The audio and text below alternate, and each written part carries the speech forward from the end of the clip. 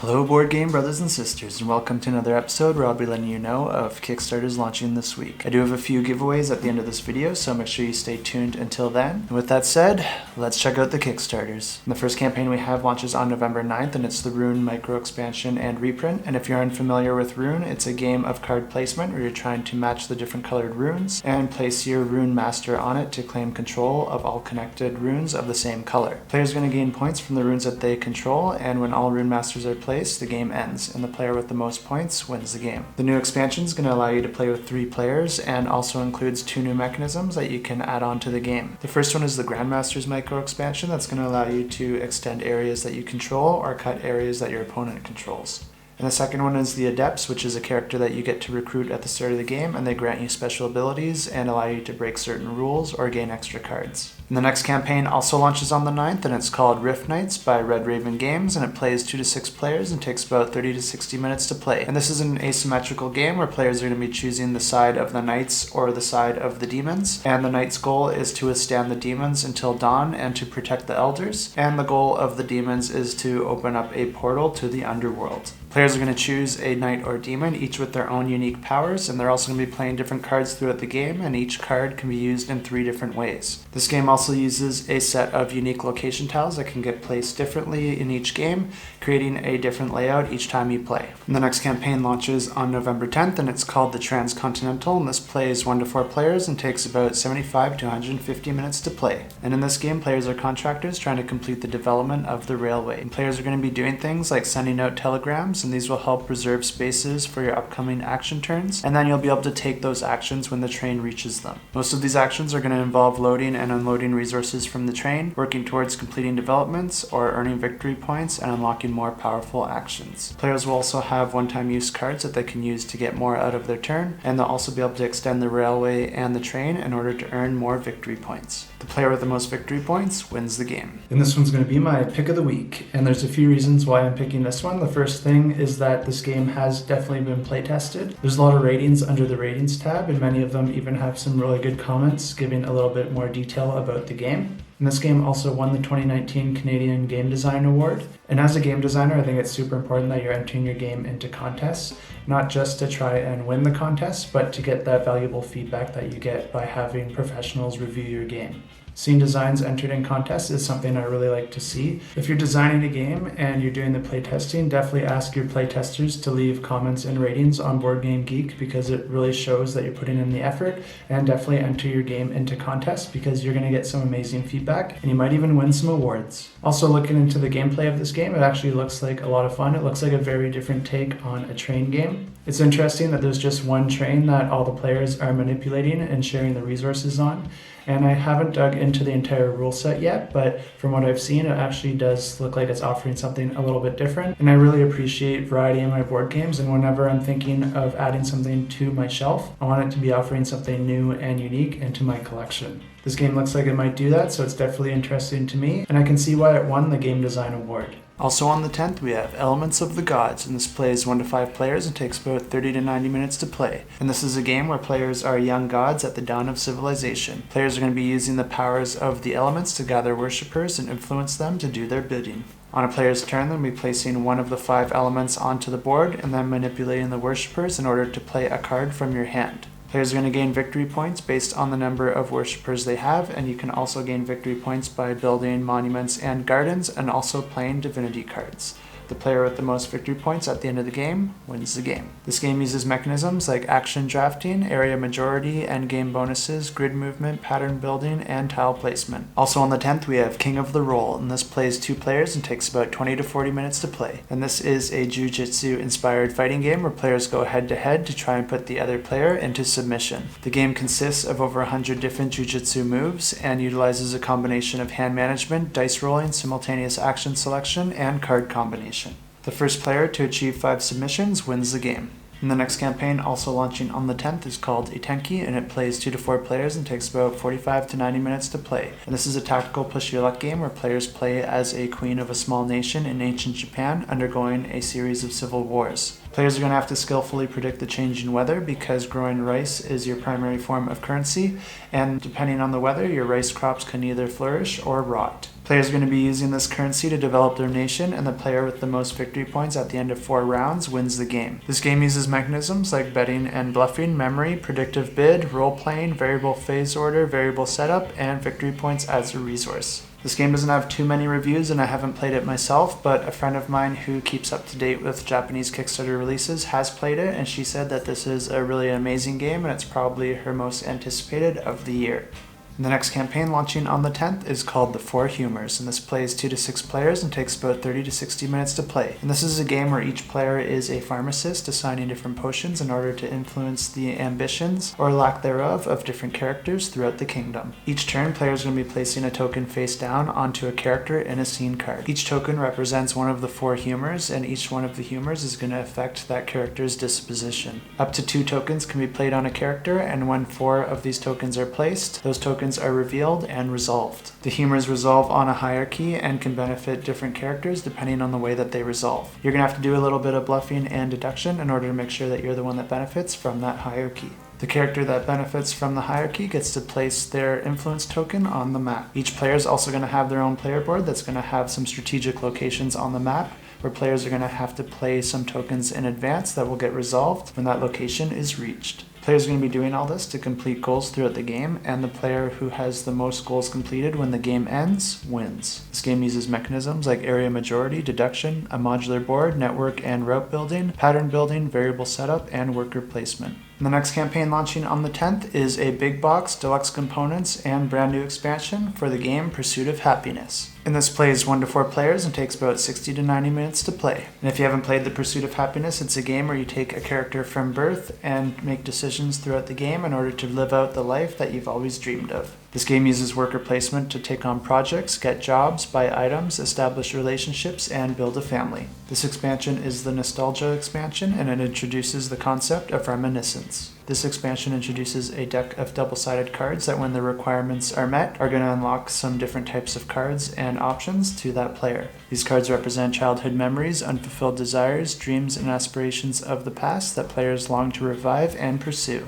Also launching on the 10th, we have Catacombs Monster Pit, and this is both a standalone game and an expansion to the Catacombs 3rd edition, which plays 2 to 5 players and takes about 60 to 90 minutes to play. And if you're unfamiliar with Catacombs, it's a cooperative dungeon crawler where your heroes are represented by wooden discs that you're going to be flicking in order to inflict damage on monsters and bosses throughout the dungeon. I tried to do some research on Monster Pit to figure out how the game plays and how it plays differently than the original Catacombs, but unfortunately I couldn't find a whole lot of info, so if you want to know more, you'll just have to check out the campaign for yourself. Also on the 10th, we have Burncycle, and this plays 1 to 4 players and takes about 45 to 180 minutes to play. And this is a cooperative game where players are robots trying to fight back against an evil human-run organization trying to subjugate AI and keep the robots under their heel. Your goal is to sneak into the headquarters and shut that company down. Each round, players are going to randomly draw a set of programming directives, which are going to indicate in which order they can take physical, digital, and command actions. Players can choose to skip over directives at the cost of cutting their turn short, or they can disobey directives by spending some costly action dice. The best players, however, will figure out how to play their actions to still benefit them and their team while staying within the restrictions of the directives. The corporation is equipped with a lot of defensive measures that you're going to have to go up against, and there's going to be a climbing threat level as you play the game. You win the game if your team completes the objectives on every floor without losing your captain or maxing out your threat level. This game uses mechanisms like action points, an action queue, dice rolling, grid movement, a modular board, scenarios and missions, a tech tree, variable player powers, and variable setup. Also on the 10th, we have the Power Rangers, the deck building game, and this plays 2 to 4 players and takes about 30 to 60 minutes to play. And this game is actually not going to Kickstarter, but instead it's going straight to the Cradox Pledge Manager. And this is an asymmetrical competitive deck building game where 1 to 2 heroes can take on 1 to 2 villains in a head-to-head match to take out your opponent. Players will be playing cards to generate shards and energy, which they can use to buy other cards or attack the opponent. Players will also block attacks and perform end-of-turn actions, where they'll then discard all the cards that they played and draw a fresh set of 5 cards. The first team to reduce their opponent to 0 hit points wins the game. Also on the 10th, we have Althingi, One Will Rise, and this plays 2 to 4 players and takes about 25 to 45 minutes to play. And in this game, each player is taking on the role of a powerful chieftain and tries to take control of the annual gathering known as the Althingi through bribery, coercion, and intimidation. The game takes place over a series of days, and each day has has 3 rounds: the morning, the afternoon, and the evening. In the morning round, you'll be gathering loot to help you in the following rounds. In the afternoon phase, you'll be bribing new Vikings to join your camp. And in the evening phase, you'll be using those Vikings to challenge Vikings in other camps to a duel. The goal of the game is to have the most influence by recruiting the most Vikings and winning the most duels. The player with the most influence wins the game. Also launching on the 10th, we have Rescuing Robin Hood, and this plays 1 to 5 players and takes about 30 to 60 minutes to play. And Rescuing Robin Hood is a collaborative deck building game where you and your fellow merry men only have 5 days to come to Robin Hood's rescue. Each round you're going to be working to rescue villagers from the Sheriff of Nottingham's men. As more people are rescued, more villagers will join your side. Once you have built up your merry band, you can select your dream team, storm the castle, and fight one final battle to rescue Robin Hood. This game uses mechanisms like deck construction, drafting, events, final ending, push your luck, role-playing, scenarios and missions, and variable player powers. I just wanted to mention here that if you like this content and you'd like to support the channel, definitely hit that like and subscribe button to help with that YouTube algorithm. And also you can check out kickstartergames.com if you want to get yourself something nice, because a small portion of that sale will come back and help this channel. Kickstartergames.com has a wide selection of games, and they even occasionally have some Kickstarter deluxe editions as well if you check back regularly. And they also have a board game giveaway each month that they draw from their newsletter subscribers, so definitely sign up for that as well. I do all this content free for publishers, so if you want to make this a little bit more sustainable, definitely check out my Patreon as well, because it's the best way to support the channel. And I just want to thank anyone who's done that already, because you guys are awesome, and I wouldn't be able to run this channel without the support I've gotten so far. Those are all the releases I have for you this week, so let's get to the giveaways. And the first giveaway we have is Shogun no Katana, and this is a competitive Euro game for 1 to 4 players. And this is a game all about designing and crafting the most beautiful swords for the local daimyo. You'll be gaining resources and hiring artists, as well as managing your forge to craft multiple katanas at the same time. Each player is going to be managing their own forge to optimize their craft. And this giveaway is for the Shogun no Katana base game pledge, which comes with the base game and all unlocked stretch goals. And to enter this giveaway, all you have to do is leave a comment down below with the hashtag Shogun no Katana, and let me know if you could have any sword, which sword you would pick. For me, it was always pretty epic to get that Master Sword in The Legend of Zelda, but I feel like a lightsaber would just be way more versatile. And the next giveaway we have is for a game called Trust Me, I'm a Superhero. And this is a party game for 3 to 8 players, where players are going to be taking on different superpowers, and there's going to be one player that has a cry for help. All players then reveal their superpowers, and they're going to have to convince the citizen who made the cry for help that they're the best suited for the job. Whichever hero makes the most convincing argument gets a point and also becomes the next citizen for the following round. The first hero to do this 3 times wins the game.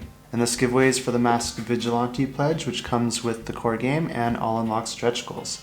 And to enter this giveaway, all you have to do is leave the hashtag superhero and let me know if you could have any power, which power would you choose? This is also a question I like to ask in interviews when I'm hiring for my company, so your responses are going to help me set that bar high. It's really awesome that these publishers are willing to donate pledges to the channel, so definitely show them some love. I'll leave some links to their Kickstarters in the description below and also in the pinned comment. We've managed to run giveaways every week on the channel so far, so if you haven't subscribed yet, definitely hit that subscribe button, because that's just one more reason on top of the great content we're already delivering. Now let's draw the winners for last week's contest, and I use this fancy tool here to draw a winner, and all these extra names down here are bonus entries for my Patreon subscribers. If you like this content and would like to help support the channel, that's definitely the best way to do it, so feel free to check out my Patreon. I have a link in the description below. And with that said, let's draw the first winner for a pledge for 𝗚𝗺𝗀. So let's grab those comments and draw a winner. And our winner is Justin W. Clyburn. And this was actually John from my Patreon subscribers, and Justin was actually one of my very first patrons, so congratulations Justin, and thanks so much for your support so far. I will go ahead and get that pledge sorted out for you, and I'll let you know with a little message afterwards. The next giveaway we had was for a card game called Bad Boss 2, where players are competing to climb the corporate ladder by stepping on each other to get to the top. And let's go ahead and grab those comments and draw our winner. And our winner is 𝗚𝗺𝗲𝗚𝗚11. And this is another Patreon subscriber, and this is the first time that we've had 2 patrons win in a single week. So congratulations 𝗚𝗚𝗲, and I will send you a message and get that pledge all sorted out. And the next giveaway we had was for a competitive game called Mariana Trench, where players are going to be competing to explore the sea floor and conduct research to gain victory points before their sub runs out of oxygen.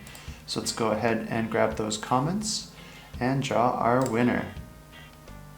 And our winner is Michael Miggs McDonald. And now I've just broken that record once again, because now we've had 3 Patreon subscribers win in a single week. And Michael actually just joined the Patreon, so it looks like there might be a little bit of beginner's luck here. Congratulations, Michael. I'll send you a message on Patreon and get that pledge all sorted out for you. And the last giveaway we have is for a game called Endless Winter. And this is probably one that all of you already know about because it's been quite the hit on Kickstarter. And this is a competitive Euro game where players are competing to build up their tribe into a thriving civilization, all while fighting the threats of an endless winter. So let's go ahead and grab those comments and draw a winner. And our winner is 𝗚𝗺𝗲𝗟𝗀𝗟11. And they say thanks again for all these giveaways. And I just want to say you're welcome, and I'm really happy to be offering these giveaways. But I think one of the big reasons publishers continue to donate pledges to the channel is because of all the views and interaction these videos get from the community. So I just want to thank all of you for making all of this possible. You guys are awesome, and just keep doing what you're doing. And for this giveaway, I had asked what would you do if you were stuck in an endless winter, and they say that they would stay inside playing board games. We all have our shelf of shame to get through, and an endless winter might just be enough time. Since we drew Patreon subscribers for the other giveaways, I didn't have comments to read for those, so I'll just read 𝗚𝗚𝗲's comments for the other giveaways as well. And for the Mariana Trench, I had asked a very open-ended question and just said to tell me anything you know about the sea. And 𝗚𝗚𝗲 says, my first time deep sea fishing, I got seasick pretty bad. That's pretty rough, and I can speak from experience because I had the same thing happen to me the first time I was on a boat. And for 𝗚𝗚𝗃, I had asked would you prefer to climb a mountain or ski or snowboard down it? And they say, I guess I kind of hate mountains, but I definitely would rather climb one than board or ski down it. It's kind of funny I'm reading this one now because I actually just took some footage yesterday of my time here in Greece, and I'll give you a sneak peek right now.